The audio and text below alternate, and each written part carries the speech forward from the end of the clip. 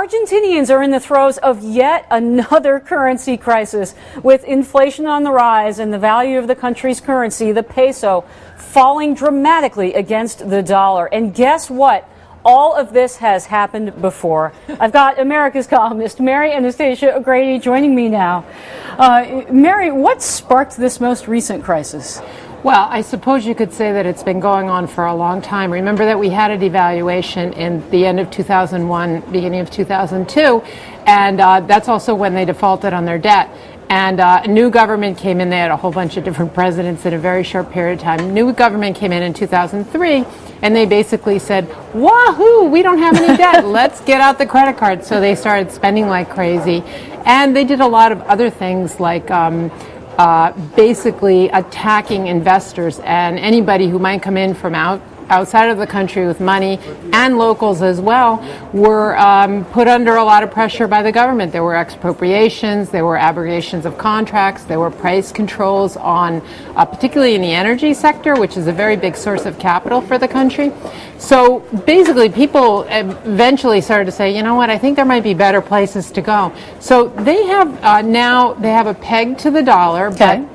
But the thing is that in order to defend that peg, they have to use their international reserves, and they're going very low on their international reserves. So how does this play out if they don't have the reserves to defend the currency? Well, at some point they would have to have what I like to call a mega-devaluation. Right now they moved the price of the peso. It costs 8 pesos to buy a dollar, but in the black market it costs like a little bit more than 12.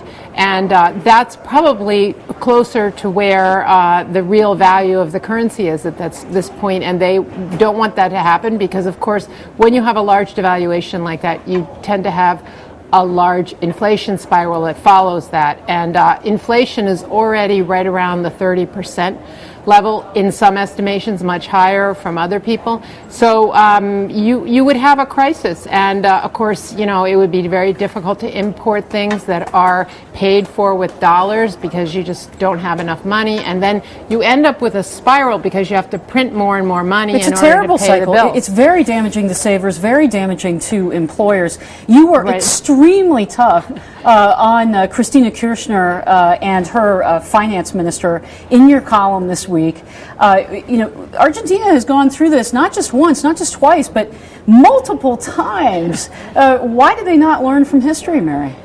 Well, just let me say about my being sort of critical of the government. I mean, I'm critical of the government because I think that there were a lot of warning signs before they got to this moment. And they're basically left-wing populists, so they reject any idea that the market or investors can tell them what to do. They want to say, you know, we're Argentines and we're the government and we can call the shots. And there's certain laws of economics which are similar to laws of physics. You can't really fight them. Mary, is there a lesson here for a country like, say, Greece? Because there was talk of them exiting the Eurozone and devaluing too.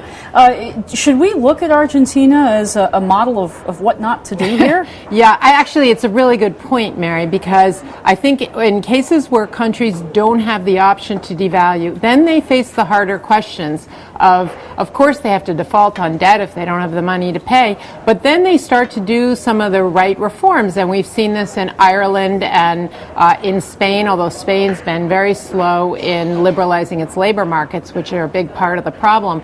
But, you know, as long as your response to a currency crisis is to devalue, increase the protectionism, and run away from the world and default, the path that you can sort of predict is more poverty. And that's also one of the reasons I'm kind of tough on this government, because I feel like, you know, Argentina is filled with many wonderful people who are obviously very capable. And it just seems really unjust that, you know, this cycle continues because it's the easiest way out and they always have it, so they always take it. Okay. America's columnist, Mary Anastasia O'Grady. Thank you so much. Sure.